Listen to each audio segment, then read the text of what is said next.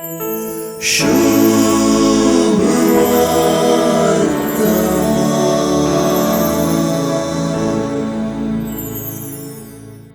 एकले तावन एक वस्त दाक्षेन नासतना विचारतल्यांक आणि ती कशें पुणी वचूल करतल्यांक जावं कुशलायेच्या मनोभावान वा नीज अर्थान आमचे चालते भाशेन लज नासलेली म्हणून आमी आपोवचें आसा. देवा मनशा संबंधांत मागणेय चड उणे अशेंच म्हणून जेजूची वपार स्पश्ट करता.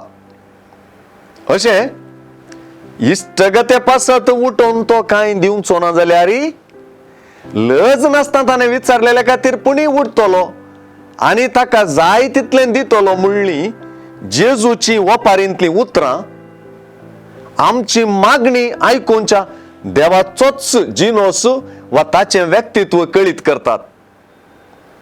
आमचो देव आमच्यो गरजो आयकुनचो देव म्हणच्या की चड करन आमी ताचे थंय मागण्यांत लागीं सरच्याक आनी ताची मजत मागून ताका उलो मारच्याकच चड गुमान दिता म्हणलें हातून कळीत जाता.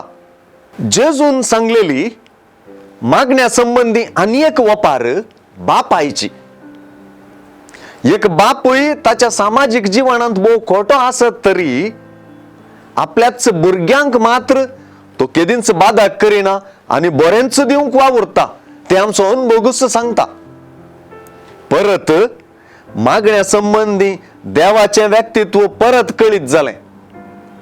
जर कोटी मनशां सयत आपल्या भुरग्यां उदेशी बरेंच करतात म्हणटाना सर्व बरो देव ताच्या भुरग्यांक सदांच बऱ्या संगतींनी भरता म्हूण जेजू स्पश्ट करता.